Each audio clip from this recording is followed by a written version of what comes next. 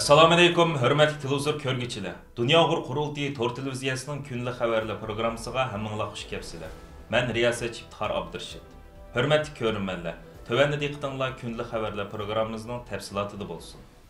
Yevropa Komissiyonuning raisi Ursula von der Leyen Beijingda Xitoy Kompartiyasining bosh sekretari Xi Jinping bilan ko'rishganda Uyg'ur masalasini o'ttirib qo'ygan. Ursula von der Leyen 6 aprel Xi Jinping bilan o'tkazgan uchrashishdan keyin Beijingda muxbirlarga bergan bayonotida mundaq degan: "Biz kishilik huquq to'g'risida so'zlashdik. Biz Xitoyda borgan sir chekinayotgan kishilik huquq vaziyati haqidagi andishlarimizni o'ttirib qo'ydik. Bo'libmi Xinjiangdagi vaziyat kishini texim qayg'uga soldi.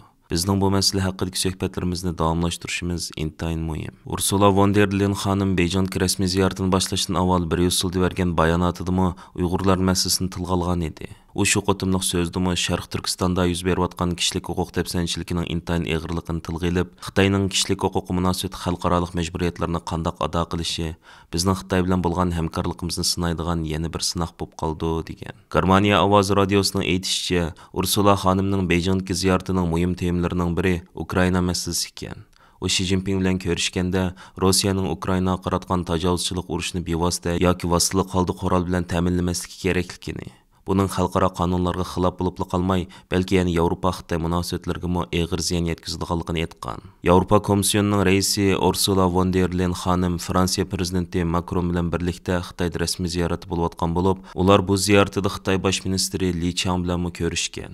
Yuqorqi ikki rahbar Xitoy rahbari Xi Jinping bilan ayrim-ayrim uchrashgan hamda yana 3 taraflik suhbat o'tkazgan.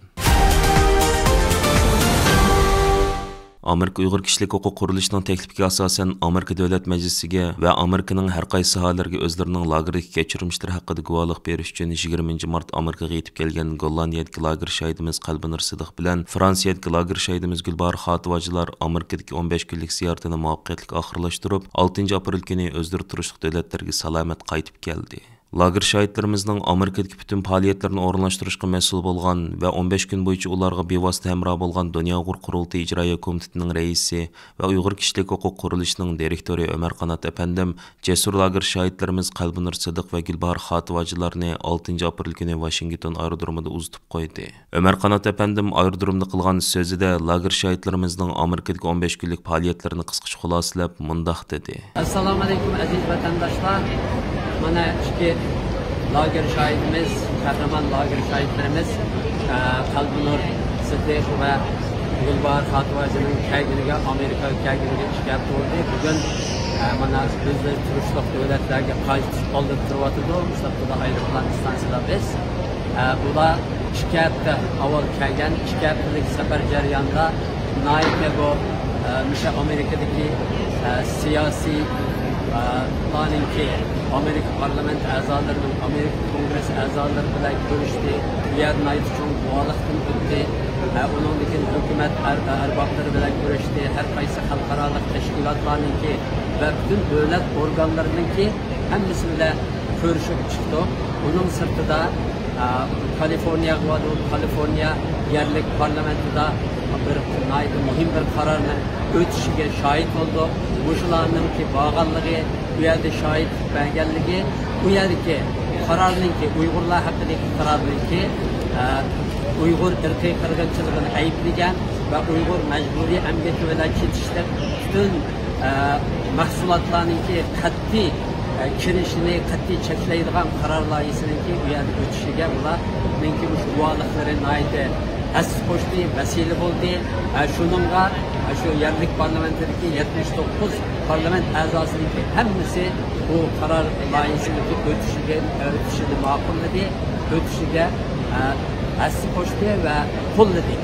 Uning sirtida uningga borib Texas borib, Texas shtatida parlamentda, Texas yerlik parlamentida guvohlikdan o'tdi. Bu yerda bu bir qarorninki o'tishi uchun nurg'unlagan qo'llashlarni qo'lga keltirgan bo'ldik. Onun sırtında yana New York vardı. New York'ta halkaralık teşkilatlarının vekilleri bilen görüştü. Onun sırtında en mühim olan iş Birleşken Devletler Teşkilatı'ndaki 10 devletinin vekili katlaşkan malum bir devletin sahip kanunlarında ötküzülgen guvalık verişliğinde öttü. Bu yerde guvalık öttü. Bu şekilde yıpışığında bu ve naydı yaxshi talablarni o'tirib qo'ydik va Birlashgan Davlatlar Tashkilotining qilishga tegishli ishlarini qaytadan eslatdik. Yani bunun neticesi ne oldu bu seferin insanlar? Amerika siyasetçileriga, Amerika hükümetiga Şarkı Türkistan'da davamlaşıvatkan ırkıy kırgınçılıkni qaytadan eslatgan bo'ldik. Şu şahitlerimizdeki, lager şahitlerimizdeki bergen guvalıkları orqali ve ötküzgen söhbetleri orqali bütün siyasetçiler bile, hükümet organları bile şundaq bir netice qo'lga keltirdik ve bir yerde bu ırkıy kırgınçılık, Uygur ırkıy kırgınçılık meselesini qaytadan siyasetçilerinin, hükümetinin ve yerlik parlamentlarınınki ve halkara teşkilatlarınınki kun tertibiga qaytadan elib kelgan bo'ldik. Bu nayte tutuqluq bir sefer bo'ldi. Shuningga bu qahramon lager şahitlerimizga şu 15 gündür beri nayte jafo tortdi. Bu yoqdan bu yoqqa mandiq. Shuningga bularga nayte rahmat etme, o'tkazgan o'sha bergan qurbonliqlarga ve şu jafoga chidab bizlar bilan 15 gündür beri aylanib yurib Şarkı Türkistan'daki erkek kırgınçılıkni Amerika halkına, siyasetçilerine, devlet organlarına, halkara teşkilatlara anlatkanlığı için ben de rahmet etmez. Bunun için yana bir yerde her yere baksak bizni bu yerdeki Uygur cemaatine ait yaxşı kızgın karşı aldı bu lager şahitlerimizni. Şununla bütün Washington'daki, Virginia'daki, Los Angeles'taki, Houston'daki ve New York'taki bütün Uygur cemaatiga şu bizdeki Dünya Uygur Kurultayı namıdan ve Uygur Kişilik Hukuk Kuruluşu namıdan ve Uygur Amerika Birleşmesi namıdan rahmet etimiz hemmeylenge özümüzden ki minnettarlığını bildiririz. Uzun yıllardan bu yan Uygurlarının tarihi, medeniyeti, sanati, örf-adetleri ve Şarkı Türkistan'ın güzel manzaraları, şundaqla Xitayning Uygurlar üstüden yürgüzotgan medeniyet qırgınçılığı canlı şekilde aks ettirilgan mayboyak ve subuyak resimler arqılı Uygurlarını Avrupa xalqiga, cümleden Germaniya xalqiga tonutishda intayin muhim rol oynap kelgan Germaniyatga elgi tonilgan vatanparvar ressamimiz Marwayt Hafız xonimning Muzik Pari isnomliq asari 1 aprel boshlangan ve 16 aprelgacha davom qilgan München zamandosh ressamlar ko'rgazmasiga tanlangan. München san'at markazida boshlangan rasm ko'rgazmasining ochilish marosimida Marwayt xonimning Muzik Pari isnomliq asari tomoshabinlarning va rassomlarning zo'r olqishiga erishgan edi. Ko'rgazma boshlangandan buyon Marwayt xonimning Muzik Pari isnomliq asari qo'yilgan bo'limni har kuni yuzlarcha kishi ziyorat qilib, Marwayt xonimdan Uyg'urlar haqida turli savollarni so'rab kelmoqda. 6 aprel kuni Dunyo Uyg'ur Qurultayining raisi Dolqin Aysa, Qurultayning bayonotchisi va Qurultay ayollar komitetining mudiri Zumratay Erkin va Qurultay uchur tashviqot markazining muavin mudiri Iftixor Abdurshidlar ko'rgazmani ziyorat qilib, Marwayt xonimga madad berish bilan birga uning hozirgacha Uyg'urlarni Germaniyaning san'at sohasiga va Germaniya xalqiga tonutishda ko'rsatib kelgan tirishchanligiga Qurultay nomidan alohida minnatdorlik bildirishdi. Hazara Marwayt xonim, ya Allah, mübarek olsun. Hoş geldiniz. Hoş geldiniz. Hoş bulduk. Sizlerning Qurultayning hediyesi xizmatchilarimizga qilishimam intan cho'ng bir xo'shallik so'g'atdi. Buni akam sanamam bek hoş bulduk. Rahmat. İçiliş murasımı kiremedik bizden iftar programımızı qilib.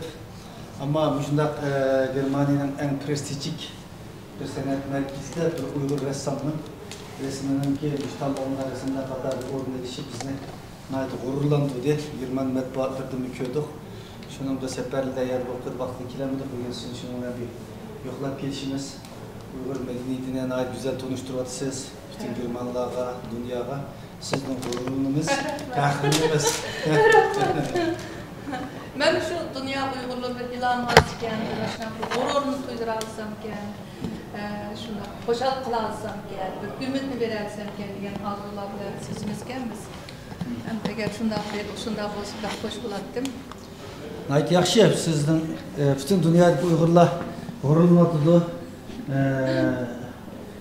Anın mümkün nurgul sanat eserleriniz hazırlıkça Germaniyada, dünyanın çok yerlerde ko'rgazma qilindi. Bu bizni hakikaten hoş kıldı. Nurgul okuyuşlarımız ben Amerika'ya baksam bazı dostlarımızın balları online internet arkalık sizden ders etipti. Onu anlap tekim gururlandık. Şuna bir ressamımızdan bizden dünya kurulduğu merkezi olan Münhen'de biz bilen qeyrindaş yaşavat kaldıkının tekim gururlandık. Ben bir intayın hoşal sizlerde küçük bir teşkilatının yenide ressamçılık bilen şoğulunu sizlere güç bererliginimdin. Amerikadagi xalqaro kishilik huquq organi bo'lgan Erkinlik Sarayı 4 ayning 6 kun doklad e'lon qilib, 2022 yilda chegara xalqon bostirish ilib borgan hukumatlar va jinoyatlarning taximi ko'payganligidan ma'lumot bergan. Dokladda ko'rsatilishicha, Xitoy hukumati davlat xalqon bostirishda birinchi bo'lib, 2014 yildan buyon 253 qatim vaqa sodir qilgan. Dunyodagi omon bostirish vaqalari ichida Xitoyning egilgan nisbati 30% ketgan. Bu dokladda dunyodagi ko'plagan hukumatlarning chet eldagi o'qituvchilar yoki boshqa fikrdagilarni zo'ravon va qabih vositalar bilan besiqtirganligi bayon qilingan. 2014 yildan buyon 91 davlatda hokimiyat beshiga kelgan 38 hukumat oz deganda 854 qatim bevosita holda davlat xalqon bostirish jinoyat o'tkazgan. Bunun içinde qaslab o'ltirish, tutqun qilish, dumbalash, qamoq elish va chegaradan qonunsiz qo'g'lab chiqarish qatorliq jinoyatlar bor ekan. Xitoy, Turkiya, Tojikiston, Rossiya va Misr hukumatlari bu jinoyatlarni eng ko'p sodir qilgan davlatlar hisoblanadi ekan. Erkinlik Sarayı raisi Michael Abramovich mundaq degan: Bu meseleге bo'lgan hushyorlikning kuchayishiga qaramay, texmi ko'p mustabid hukumatlar muhojirat fuqarolari va surgunlik aholilarini qattiq kontrol qilishga urinmoqda. Eng yangi tadqiqotlar shuni ko'rsatdiki, davlat xalqon bostirish elib kelgan tahdid yo'qolgani yo'q. Demokratik jamiyatlar o'zining qimmat qarashini cho'qim qo'g'dishi kerak. Michael Abramovichning bildirishicha, Xitoyning davlat xalqon bostirishi Amerikaga kengaygan bo'lib, Amerika davlat majlisi cho'qim davlat xalqon bostirish qonun loyihasini ma'qullab, mustabid hokimiyatlarning bu jinoyatlarga nuqtaliq zarba berish kerak ekan. U mundaq degan: Bizni ilhomlantirgani shuki, bir qancha demokratik davlat yaqinda davlat xalqon bostirishlarga zarba berish xitobnomasi imzoladi. Bu ish siyosat qaror chiqaradiganlarning kishilik huquq, demokratiya qimmat qarashi va davlat xavfsizligini qo'g'dashning muhimligini to'nib yetganligini ko'rsatadi. 3 ayning 30 kuni Erkinlik Sarayı axborot e'lon qilib, Avstraliya, Germaniya, Kosovo, Latviya, Litvaniya, Slovakiya qatorliq davlatlarning Amerika bilan birlikda davlat xalqon bostirishga zarba berish prinsipi xitobnomasini imzolaganligini bildirgan edi. Xitobnomada davlat xalqon bostirish dunyodagi demokratiya va kishilik huquq silingan tahdiddir deb jakarlangan bo'lib, har qanday davlatning chegara atlab odam tutish, qo'rqitish, qiynash qilmishlariga taxim kuchli zarba berish kerakligi o'ttirib qo'yilgan. Aziz ko'rmanlar, yuqorida diqqatingizga kunlik xabarlar programmamizning tafsilotini sundik. Kelar qatimliq sonimizgacha ko'rishgich omon bo'lgaysizlar. Stansiyamizning YouTube kanaliga a'zo bo'lishni unutma. Allohga omonat.